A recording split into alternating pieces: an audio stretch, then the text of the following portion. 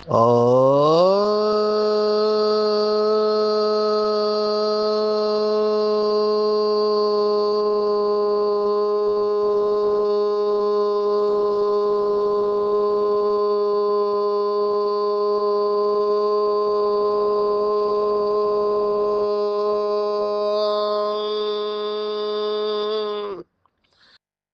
Shanti.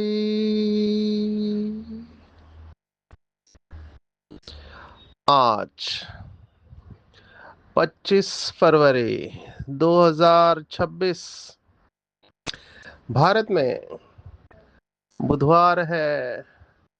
Today is 25th February 2026 and it's Wednesday in Bharat. आज की मुरली का जादुई रहस्य स्वयं को प्रेरणा देने के लिए magical secrets of today's Murli for motivating the self. आज की साकार मुरली हम एक ही शब्द की गहराई में जाएंगे, जिस शब्द के ऊपर वर्तमान में कई लोग गुस्सा होते हैं, जिसके ऊपर झगड़ा है, और वो शब्द है ब्राह्मण। बाबा संगम युग पर हमको ब्राह्मण का यथार्थ अर्थ बता रहा है। आज की पूरी मुरली ब्रह्म, ब्रह्मा, ब्राह्मण, इन तीन शब्दों के ऊपर हम गहराई में जाएंगे। देखो, ब्रह्म शब्द को तो सभी याद करते हैं। ब्रह्म योगी, ये भारत का शब्द है कि फलाना सन्यासी ब्रह्म योगी था। यह शास्त्रों में ब्रह्मर्षि करके शब्द आया, ब्रह्म ऋषि। तो ब्रह्म शब्द तो काफी प्रचलित था। अभी ब्राह्मण शब्द और ब्रह्मा शब्द, इन दोनों को हम समझेंगे, क्योंकि आज की मुरली में बाबा ने स्पष्ट कहा है कि तुम्हें अपनी ब्राह्मण जाति का नशा चाहिए।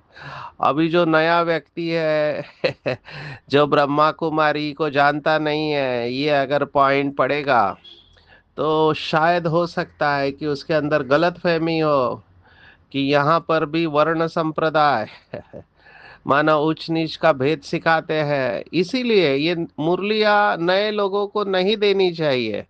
न ये मुरली रहस्य भी नए बाबा के बच्चों को या नए लोगों को भेजना नहीं चाहिए, क्योंकि उन्होंने पूरी तरह से ज्ञान को समझा ही नहीं है। तो आज हम इसके ऊपर प्रकाश डालेंगे, ब्रह्म, ब्रह्मा और ब्राह्मण क्या है।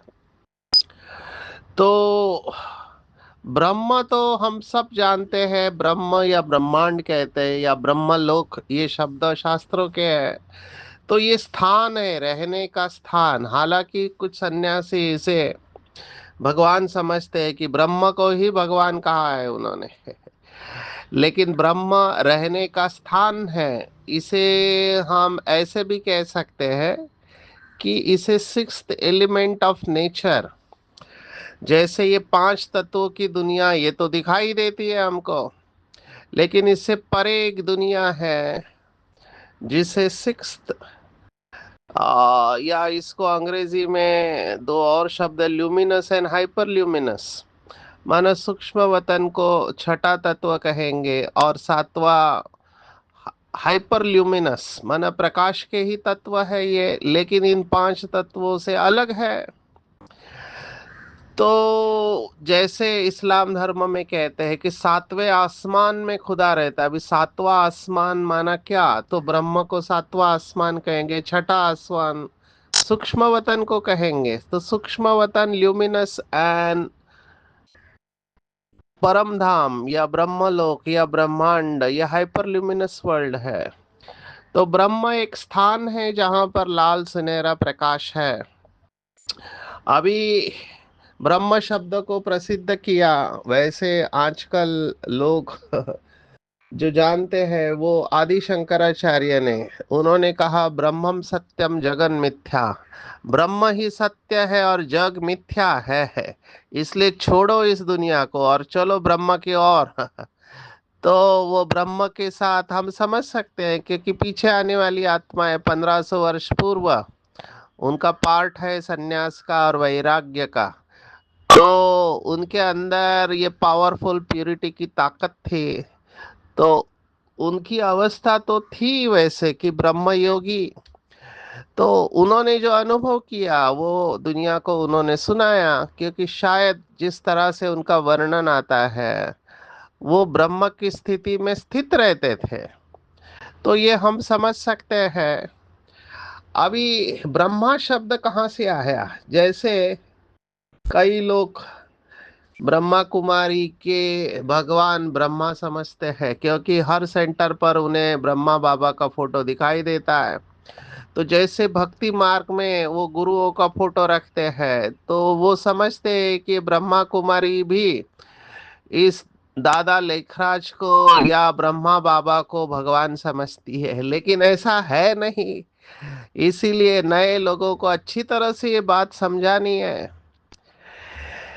कि ब्रह्मा कौन है, क्योंकि इसके ऊपर कंफ्यूजन हो सकता है। जैसे मैंने कहा था कि मुंबई में मैं जे हॉस्पिटल में गया, तो वहाँ पे एक बहुत बड़े senior head of the department ने कहा, हाँ आपका भगवान तो वो ब्रह्मा है। तो मैंने उनको समझाया कि वो भगवान नहीं है, वो मीडियम है। तो ब्रह्मा की डेफिनेशन इस तरह से हम दे सकते हैं कि ब्रह्म में रहने वाला शिव बाबा, क्योंकि परमात्मा जन्म मरण के चक्कर से न्यारा है, तो ब्रह्म में रहने वाला शिव बाबा सबसे पहले जिसके तन में प्रवेश करता है और उस तन के द्वारा सृष्टि के आदि मध्य अंत का ज्ञान सुनाता है, उस देहधारी व्यक्ति का कर्तव्यवाचक नाम ब्रह्मा है। क्या कि शास्त्रों में लिखा है कि कई जगह पे त्रिमूर्ति, कई जगह पे चतुर्मुखी ब्रह्मा दिखाया है हाथों में शास्त्र। ये सब हम 7 डेज कोर्स में सुनाते हैं, तो मैं उसमें नहीं जा रहा हूँ। तो ब्रह्म में रहने वाला, जन्म मरण के चक्कर से न्यारा, निराकार, ज्योति स्वरूप, ज्ञान के सागर पतित पावन शिव बाबा जिसके तन में प्रवेश करता है और जिसके द्वारा सृष्टि के आदि मध्य अंत का ज्ञान सुनाता है, उस व्यक्ति का कर्तव्यवाचक नाम ब्रह्मा है। ठीक है। अभी ब्रह्मा के द्वारा जिनका जन्म हुआ इस ज्ञान के द्वारा, उनको ब्राह्मण कहेंगे। और यही एग्जैक्टली ओल्डेस्ट रेफरेंस शास्त्रों में आया हुआ है। तो शास्त्रों में ये मानते हैं कि वेद जो है सबसे पुराने हैं, ये पूरी दुनिया मानती है। तो वेद में जो ऋग्वेद है, उस ऋग्वेद में जो मंडल होते हैं, उसमें 10वें मंडल में पुरुष सूक्त में आया हुआ है ये शब्द, 10वें मंडल के पुरुष सूक्त में, कि ब्राह्मण जो होते हैं वो पुरुष के मुख से पैदा हुए। देखो बिल्कुल अपने ज्ञान के साथ ये सटीक बैठता है। आप ये रेफरेंस कोट कर सकते हैं कि ऋग्वेद के 10वें मंडल के पुरुष सूक्त में ब्राह्मणों का जन्म पुरुष के मुख से बताया हुआ है। अभी मुख से कोई कैसे पैदा हो सकता है?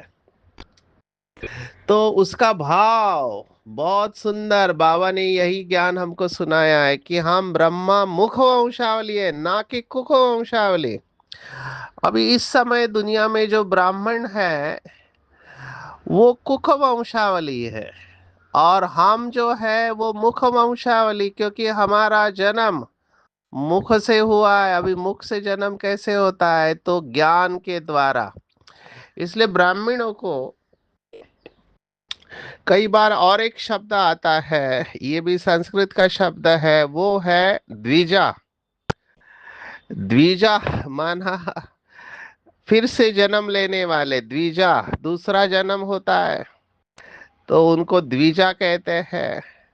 तो हम भी बाबा के बच्चे पहले एक शरीर में थे, लेकिन जब हमको ये ईश्वरीय ज्ञान मिला ब्रह्मा मुख के द्वारा, तो हमारा फिर से जन्म हो गया, तो इसको द्विजा जन्म कहते हैं। तो ये बहुत क्लियर है। ये भी शास्त्रवादियों का कमाल है कि उनकी कैचिंग पावर ही कहेंगे। यथार्थ ज्ञान तो हमने संगम युग पर समझा है। अभी थोड़ा डाउट, संशय, झगड़ा क्लियर हो सकता है, क्योंकि बाबा ने देखो संगम युग पर कहा कि तुम्हें अपनी ब्राह्मण जाति का नशा चाहिए, पर ये कौन से ब्राह्मण? वो कोख से जन्म लेने वाले नहीं, ये मुख वंशावली ब्राह्मण जिनका जन्म ईश्वरीय ज्ञान के द्वारा हुआ है। लेकिन उसमें भी सच्चे ब्राह्मण और झूठे ब्राह्मण है, जैसे लौकिक में भी ऐसे है। अभी मैं कई सारी बातें कह नहीं सकता हूँ। ब्राह्मणों को अथॉरिटी कहा गया है आज भी। बाबा ने भी ये मुरली में कहा है कि संगम युग पर हम बाबा के बच्चे संपूर्ण पवित्रता का अनुभव करते हैं, पर हमारा नशा इतना है कि आज तक अंतिम जन्म तक लौकिक ब्राह्मण भी उसको यूज कर रहे हैं। सोचो, ब्राह्मणों को चोटी दिखाई गई है। अभी बाबा ने आज की मुरली में जो क्रक्स पॉइंट है, मुख्य पॉइंट, वो ये है कि सच्चे ब्राह्मण कौन है। बाबा ने दो शब्द इस्तेमाल किया, एक सच्चे ब्राह्मण, जैसे ही आप सच्चे कहते हैं इसका मतलब कोई झूठे ब्राह्मण भी है। दूसरा बाबा ने जो पेयर बताया ब्राह्मण शब्द के साथ, वो है half caste and full caste ब्राह्मण। तो आज की मुरली के शब्द के ऊपर हम जाएंगे, सच्चे ब्राह्मण किसे कहेंगे। बहुत गहरी बात है, बहुत गहरी है, इसके ऊपर चिंतन करेंगे। नंबर वन, सच्चा ब्राह्मण माना जिसका पुरानी दुनिया से लंगर उठा हुआ हो, माना इस पुरानी दुनिया का किनारा छोड़ चुके हैं।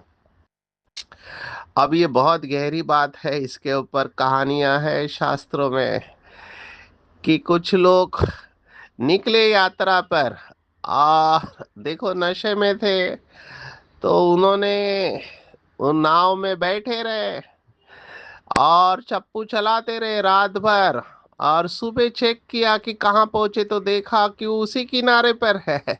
तो बोला हम तो रात भर चप्पू चला रहे थे, तो अभी तक उसी किनारे पर क्यों है? क्योंकि हमने लंगर को छोड़ा ही नहीं। लंगर माना एंकर होता है, जिससे नाव को या बोट को पकड़ के रखते हैं। तो यही बात यहाँ पर भी है कि पुरानी दुनिया अगर हमको अच्छी लगती है, आज भी पुरानी दुनिया में मन और बुद्धि जाती है, तो क्या हम खुद को सच्चे ब्राह्मण कह सकते हैं? पुरानी दुनिया का किनारा छोड़ देना है, क्योंकि पुरानी दुनिया में सुख नहीं है तो भी अल्पकाल का सुख है, थोड़े समय के लिए आपको अच्छा लगेगा। दूसरा लक्षण बाबा ने कहा, सच्चे ब्राह्मण माना हथ कार्डे दिल यार्डे, माना हाथों से काम करते रहेंगे लेकिन दिल में या बुद्धि में सदा बाप की याद रहेगी, या दूसरे शब्दों में जिसे कहा कर्मयोगी। संडे की मुरली कर्मयोगी फरिश्ता। तीसरा, ब्राह्मण अर्थात कमल फूल समान। ये बहुत सुंदर लगता है, मुझे प्रैक्टिकल लगता है, शब्द बहुत सुंदर है जिसने भी बताया है। वो कहते हैं कि पुरानी दुनिया तो समुंदर है, तो वो कहते हैं कि पुरानी दुनिया में रहना है, पर आपके अंदर पुरानी दुनिया नहीं होनी चाहिए। वो कैसे संभव है? तो कमल पुष्प का एग्जाम्पल है कि कमल फूल रहता है कीचड़ में, लेकिन उससे न्यारा रहता है। अभी ये बहुत प्रैक्टिकल है, इसलिए कमल पुष्प को देवताओं के साथ तुलना करते हैं। है सब ये ब्राह्मणों का पुरुषार्थ, लेकिन आप सब जानते हैं इन शब्दों को कि कमल नयन, कमल हस्त, पद्म कमल, हर एक अंग का कमल के साथ तुलना क्यों किया है? मुख कमल, क्योंकि ये इंद्रियों को हमने डिटैच कर दिया विकारों से। तो टाइटल देवताओं को दिए, क्योंकि ब्राह्मण कभी को अच्छे रहते हैं, कभी अवस्था खराब हो जाती है, कभी देखा तो बहुत नशे में रहते हैं, कभी देखा तो दिल शिकस्त हो जाते हैं, इसलिए ये सब टाइटल देवताओं को दिए गए हैं। तो कमल फूल का एग्जाम्पल बहुत प्रैक्टिकल है। इवन भगवत गीता में भी एक श्लोक आता है, पद्म पत्र इवाम्बसा। पद्म कहते हैं, पद्म पत्र के समान। तो पुरानी दुनिया में रहना जरूर है, लेकिन पुरानी दुनिया से न्यारे रहना है। वो कहते हैं समुंदर में रहो, लेकिन समुंदर का पानी आपके अंदर नहीं जाना चाहिए, क्योंकि अगर समुंदर का पानी गया तो आप डूब जाओगे। इसलिए पुरानी दुनिया में रहना है, लेकिन पुरानी दुनिया हमारे अंदर नहीं होनी चाहिए। इसके ऊपर चिंतन करेंगे। चौथी पॉइंट, सदा आत्माभिमानी रहने का पुरुषार्थ करने वाले, क्योंकि हम सब बाबा के बच्चे जानते हैं कि विकार एक्टिवेट होते हैं बॉडी कॉन्शियसनेस से। तो जब भी देहभान और अभिमान में आते हैं तो विकारों को चांस मिलता है, और माया चांस लेती है। संडे की मुरली के हिसाब से चाय पानी पिलाते हैं तो जैसे ही देहभान अभिमान में आए तो माया का आह्वान हो जाएगा। तो इसके लिए ज्यादा से ज्यादा आत्मा अभिमानी रहने का पुरुषार्थ करने वाले ही सच्चे ब्राह्मण हैं। और जो ऐसा पुरुषार्थ करेंगे, ऑटोमेटिकली पांचवी पॉइंट आती है, वो काम महाशत्रु पर विजय प्राप्त करेंगे। महाशत्रु कहा है इसे, ये भी भगवत गीता का श्लोक है। जही शत्रु महाबाहो, माना इसको नित्य वैरी कहा हुआ है। भगवत गीता स्पष्ट कहती है, जो बाबा की बात है, आदि मध्य अंत दुख देने वाला है। तो ये पांच लक्षण सच्चे ब्राह्मण के हैं। तो इसको अगर एक, ये पांचों को एक में आप समराइज करना चाहते हो तो मैं कहूंगा उपराम। उपराम बुद्धि में सब आ जाता है उपराम माना आप निमित्त मात्र इस पुराने दुनिया में हो। जब बुलावा आया चले गए। चलते फिरते ये अवस्था अभी बाबा के बच्चों की होनी चाहिए कि कोई भी पुरानी दुनिया की चीज हमें खींचे नहीं। न व्यक्ति खींचे, न वस्तु खींचे, बिल्कुल उपराम, न्यारे और प्यारे, पर इतने डिटैच हो जाए। मैं थोड़ा उदाहरण देना चाहूंगा। कई लोगों ने मुझे ये प्रश्न पूछा था कि हमारी परम आदरणीय गुलजार दादी जी, जिनके तन में शिव बाबा आते थे, तो आपने देखा होगा कि जब शिव बाबा प्रवेश करते थे तो दादी को छोटा सा झटका लगता था शुरुआत में, लेकिन जैसे जैसे दादी संपूर्णता के नजदीक गई तो झटका नहीं लगा। अभी ये समझना है इसका स्पष्टीकरण।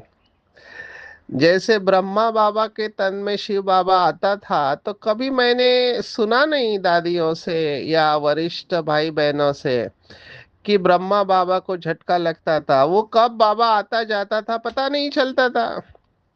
कुछ ऐसे ही यहाँ पर हुआ। अभी ये स्पष्टीकरण है, हम नहीं जानते सत्य को। दादी जैसे शरीर से डिटैच इजीली हो गई, तो फिर देखो क्या होता है कि आत्मा ने अपने शरीर को पकड़ के रखा है। ये बॉडी कॉन्शियसनेस माना क्या, आत्मा शरीर को पकड़ के बैठी हुई है, चिपक के बैठी हुई है, छोड़ना नहीं चाहती है टू मच अटैचमेंट है। लेकिन दादी ने इतना श्रेष्ठ पुरुषार्थ किया कि दादी उपराम रहने लगी और एकदम शरीर को जैसे छोड़ दिया बाबा के ऊपर। तो फिर बाबा भी इजी, नहीं तो क्या होता है, दूसरी आत्मा जब प्रवेश कर रहे हैं, समझो मैंने अपने शरीर के सभी कर्मेंद्रियों को पकड़ के रखा है, मैं अपने सिंहासन पर स्थित हूँ और मेरे हाथ में पूरे कंट्रोल है। दूसरी कोई आत्मा आती है, उसको कंट्रोल लेना है तो इस कंट्रोल को हटाना पड़ेगा तो शायद ये मैकेनिज्म हो सकता है कि शिव बाबा जब आते हैं पहला कंट्रोल अपने हाथ में लेते हैं, तो जब वो कंट्रोल हाथ में लेते हैं तो झटका लगता है। लेकिन धीरे धीरे हमने देखा कि दादी बिल्कुल शांत, माना वो झटका लगना बंद हो गया। तो ये एक स्पष्टीकरण हो सकता है, आप भी इसके ऊपर चिंतन करना। तो ये उपराम रहने की जो पुरुषार्थ दादी ने किया, वैसे हमको भी करना चाहिए। हमने दादी की ये विशेषता देखी, ज्यादा किसी बात में जाते ही नहीं थे। उनको तो एक टाइटल दिया था कि निरसंकल्प देवता, कोई भी संकल्प नहीं चलाते थे। तो हमको ये श्रेष्ठ पुरुषार्थ करना है। तभी जैसे हमारी परम आदरणीय गुलजार दादी जी ने पुरुषार्थ किया, जिनको टाइटल मिला छोटा नंदी, और ब्रह्मा बाबा से भी ज्यादा 50 साल तक उन्होंने अपना रथ दिया, हमारे लिए त्याग किया। सोचो, वो कभी भी मिल नहीं पाए। हालांकि ट्रांस में बाबा से मिलती थी, लेकिन जैसे हम मिलते थे वैसे नहीं मिल पाती थी। तो ये उनकी त्याग और तपस्या है। उनको दिल से दुआएं है, ये आत्मा जहां पर भी है, हमारी दुआएं उस आत्मा के साथ है, क्योंकि उनके वजह से हम अव्यक्त बाप दादा का अनुभव कर पाए। तो हमको भी इन दादियों की तरह पुरुषार्थ करना चाहिए। तो इसके ऊपर चिंतन करेंगे। थोड़ा मैं लौकिक की बातें सुनाऊंगा कि ये लोग जो ऑब्जेक्शन लेते हैं भगवत गीता के ऊपर, उसमें एक श्लोक आता है 4 अध्याय में, चातुर्वर्ण्यम मया सृष्टम गुण कर्म विभागशा, कि मैंने 4 वर्णों की रचना की है। और बोलते हैं कि आपकी भगवत गीता भी वर्ण संप्रदाय को जन्म देती है, माना ऊंच नीच का भेद। लेकिन वो आगे की लाइन भूल जाते हैं, गुण कर्म विभागशा। अभी आज की मुरली का भी इंपॉर्टेंट पॉइंट है कि ब्राह्मण माना जन्म से नहीं है, गुण और कर्मों के आधार पर है। और ब्राह्मण ये जो आया है ऋग्वेद में, ये भी किसी जाति का वाचक नहीं था। ये अथॉरिटी थी, आत्मा जो जानती थी ब्रह्म के राज को, उसको ब्राह्मण कहा गया था। धीरे धीरे फिर ये उन्होंने डेट्स तो दिए 1000 BC, 1000 BC तो हो नहीं सकता है, लेकिन हम नहीं जानते। लेकिन उस आसपास ही शायद ये वर्ण प्रथा आ गई है। जन्म के साथ उन्होंने ब्राह्मण कहा, लेकिन पहले ये जन्म के साथ नहीं था, ये था उसकी अवस्था के अनुसार। यहाँ पर भी देखो, ब्रह्मा कुमारी की सबसे अच्छी बात कि हम किसी का सरनेम नहीं जानते हैं, हम सबका सरनेम एक ही है, ब्रह्मा कुमार ब्रह्मा कुमारी। तो यहाँ कोई शूद्र तो हो ही नहीं सकता। शूद्र भी जन्म से नहीं है। शूद्र की बाबा की व्याख्या है, जो विकारी है वो शूद्र है। बाबा ने देखो आज कहा, ब्राह्मण कभी अपनी जाति को भूलते हैं क्या? तुम शूद्रों के संग में आने से ब्राह्मण पना भूल जाते हो। तो हम इतने ऊंचे ते ऊंचे बाप के बच्चे हैं, तो हमारे अंदर कितनी प्यूरिटी होनी चाहिए। मैं तो कहूंगा ब्राह्मण से आगे का शब्द है ब्राह्मण कुल भूषण। केवल ब्राह्मण नहीं, हमको ये समान में रहना चाहिए कि मैं ब्राह्मण कुल भूषण या ब्राह्मण छोटी आत्मा हूं। तो ब्राह्मण माना नॉलेजफुल, फुल नॉलेज हमारे पास है सृष्टि के आदि मध्य अंत की। भगवान को जानी जानना कहते हैं, उसका भी अर्थ नहीं जानते हैं। वो समझते हैं भगवान सब कुछ जानता है। बाबा ने स्पष्ट कहा है, मेरे को क्या पड़ी है हर एक के दिल में, ये सब ड्रामा ऑटोमेटिक चलता है। लेकिन मुझे याद करेंगे तो आप पवित्र बनेंगे। ये ब्रह्मा भी मुझे याद करेंगे तब यह पद पाएंगे, तुम भी याद करेंगे तब ये पद पाएंगे। मुझे आज की मुरली की और एक बात बहुत हिट हुई, और मैं उसका अटेंशन रखता हूँ, वो है बाप समझाते हैं बच्चों को, मनसा वाचा कर्मणा, एक्यूरेट बनना है, मेहनत है। तो ये एक्यूरेट की बात मुझे बहुत क्लिक हो गई, क्योंकि संस्कार है एक्यूरेसी का। एक्यूरेसी का संस्कार है, क्योंकि मुझे हमेशा ऐसे लगता है कि हम तो दुनिया के नियम सेट करने वाले हैं। हम कल्प वृक्ष की जड़ में हैं, पूरी दुनिया हमको फॉलो करती है। हम गिरे तो पूरी दुनिया गिरने वाली है, हम चढ़े तो पूरी दुनिया ऊंची अवस्था में जाएंगे। क्योंकि हम जो है वो है, हर चीज की शुरुआत करने वाले हम ही हैं। क्योंकि फर्स्ट जन्म है ये, सृष्टि का पहला जन्म ब्राह्मण जन्म है। शुरुआत ही सृष्टि की यहाँ से होती है। तो हम लॉ मेकर है। तो लॉ मेकर को कितना एक्यूरेट होना चाहिए, तो इसके ऊपर चिंतन करेंगे। क्या मैं एक्यूरेट हूँ, एक्यूरेट सोचता हूँ, एक्यूरेट बोलता हूँ और एक्यूरेट कर्म करता हूँ? अगर हम एक्यूरेट नहीं है तो योगी कैसे हुए? योगी माना, जो भगवत गीता कहती है, योग कर्मसु कौशलम, perfection in action is yoga कहते हैं। तो क्या हम परफेक्ट है या डिफेक्ट में है? इफेक्ट और डिफेक्ट से परे परफेक्ट हमको बनना है। देखो, बाबा ने आज दो तीन और बातें बताई है उसके बारे में हम देखेंगे कि भगवान क्या कह रहा है, भगवान चाहता क्या है और दुनिया क्या कहती है। दुनिया में देखो, शादी को बहुत पवित्र संस्कार माना गया। इनफैक्ट 16 संस्कार में से एक संस्कार शादी है। लेकिन अभी जिस तरह से ड्रामा चल रहा है, तो बाबा कहते हैं इस समय की शादी बर्बादी है, एक दो की बर्बादी करते हैं, पतित बना देते हैं। क्योंकि भगवान को सबसे अच्छी चीज जो लगती है वो प्यूरिटी है। और ये भगवान ने ऑर्डिनेंस निकाला है कि काम महाशत्रु है। अभी ये क्लियरली ये शब्द है भगवत गीता के, महाभक्षिका है काम को तो इन पर जीत पहनना है, भगवान वाच है। अभी फिर लोग इसमें से बीच का रास्ता निकालते हैं, इतना तो चलता है, थोड़ा तो चलता है लेकिन बाबा ने इसको कभी कॉम्प्रोमाइज नहीं किया है। क्योंकि भगवान को पता है कि ये काम जो है, माना कामनाएं, ये मनुष्य की बुद्धि को भटकाएगी। और काम विकार को ही विकार कहा गया है, बाकी तो क्रोध तो ठीक है, वो भी काम से ही आता है। इस सब के ऊपर हमने गहराई से देखा है।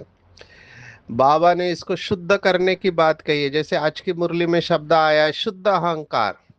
अभी है अहंकार लेकिन शुद्ध होना चाहिए, अंग्रेजी में कहेंगे हेल्दी ईगो। दूसरा शब्द है सेल्फ रिस्पेक्ट। तो ये सभी विकार कहीं जाते नहीं है, क्योंकि ये एनर्जी है, इसका रूप परिवर्तन होता है। तो हमको बहुत ध्यान रखना चाहिए, नहीं तो माया चमाट मार देगी। क्योंकि बॉक्सिंग है, बॉक्सिंग में अगर घुसा पड़ गया माया का तो बेहोश हो जाते हैं कई लोग, तो फिर खड़े ही नहीं हो पाते हैं। तो देखना चाहिए मम्मा बाबा जैसे समझाते थे वैसे हम भी समझा सकते हैं या नहीं। तो हम ऐसा पुरुषार्थ करना चाहिए मम्मा बाबा जैसा। कोई ब्राह्मण तीखा जा रहा है याद की यात्रा में, कोई कम। तुमने कलयुगी दुनिया का किनारा छोड़ दिया है। बाबा के बच्चे भी नंबरवार है। तो हम जानते हैं कि जो तीव्र पुरुषार्थी है वो भी छिपे नहीं रह सकते, वो सबके सामने स्पष्ट दिखाई देंगे। सतयुग में बाबा ने कहा कोई जेल नहीं होगा, न गर्भ जेल ना अभी का जेल तो सतयुग में जेल का मुंह देखने को नहीं मिलेगा। ये केवल इधर ही है। आते हैं वरदान के ऊपर। वरदान संडे की मुरली के साथ जाता था। संडे की जो मुरली थी कि डबल लाइट रहने के लिए कर्म करते समय अपने को ट्रस्टी समझो, आत्मिक स्थिति में रहने का अभ्यास करो। तो ट्रस्टी और आत्मिक स्थिति का अभ्यास करेंगे तो सेकंड में कर्मातीत बनेंगे। इसका अभ्यास करो, बहुत सुंदर अनुभव होता है। निमित्त मात्र कर्म करने के लिए कर्मयोगी बनेंगे, फिर कर्मातीत अवस्था का अनुभव करो। जिनकी दिल बड़ी है उनके लिए सब कुछ संभव है, असंभव कार्य भी संभव हो जाते हैं। बाबा का स्लोगन है सच्ची दिल पर साहब राजी, साफ दिल मुराद हासिल हो जाती है। तो दिल के बारे में बाबा के जितने भी स्लोगन है उसको क्विकली रिवाइज करेंगे। मैं हमेशा कहता हूँ बड़ा बाबा छोटे दिल में रह नहीं सकता है। तो दिल बड़ा है तो बाबा आपके दिल में है, और जहाँ बाबा है वहाँ असंभव भी संभव हो जाएगा। जो भी विशेषता है उसको सामने रखो। कई बार क्या होता है, अपनी कमजोरियों का चिंतन ज्यादा होता है, कमजोरी को ज्यादा नहीं सोचना। अगर कमजोरी को ज्यादा सोचेंगे तो आगे नहीं बढ़ पाएंगे। सदा खुशी में आगे बढ़ते जाओ। अनेक देश, अनेक भाषाएं, अनेक रंग रूप होते भी सबके दिल में एकता रहेगी तो बाबा को प्रत्यक्ष कर पाएंगे। एक ही गीत बजेगा सबके दिल का, मन का गीत, मन की भाषा एक ही होगी, तो इस एकता और विश्वास से सफलता मिल जाएगी। आज की पूरी मुरली में टेक होम है, बाबा ने कहा तुम्हें अपना नशा होना चाहिए कि तुम ब्राह्मण कुल भूषण हो। सच्चे ब्राह्मण का लक्षण है कि सच्चा ब्राह्मण माना जिसका लंगर उठा हुआ हो पुरानी दुनिया से, बुद्धि में सदा बाप की याद रहे, कमल फूल समान रहे, सदा आत्मा अभिमानी बनने का पुरुषार्थ करने वाले और काम विकार पर विजय प्राप्त करने वाले, मनसा वाचा कर्मणा एक्यूरेट रहना है। कोई भी शूद्रों का कर्म नहीं करना है। बाबा से जो भी राय मिलती है उस पर पूरा पूरा चलकर फरमान बरदार बनना है। बाबा ने बताया और हमने नहीं किया तो वो ना फरमान बरदार की लिस्ट में आ जाते हैं। सर्व की झोली ज्ञान रत्नों से भरनी है, जैसे बाबा ने हमारी झोली भरी है। डबल लाइट बन कर्मातीत अवस्था का अनुभव करने वाले कर्मयोगी बनना है, और उसके लिए ट्रस्टी समझना है और आत्मिक स्थिति का अभ्यास करना है। दिल को बड़ा रखना है, और जब दिल बड़ी होगी तो बड़ा बाबा हमारे दिल में रहेगा और असंभव कार्य भी संभव हो जाएगा। कमजोरियों का चिंतन नहीं करना है, विशेषताओं का चिंतन करके उसे कार्य में लगाना है ना। दिल में केवल एक बाप है, अनेक भाषा, अनेकता होते हुए भी मन का गीत, मन की भाषा एक है, तो इस एकता और विश्वास से परमात्मा की प्रत्यक्षता होगी। अच्छा, ओम शांति।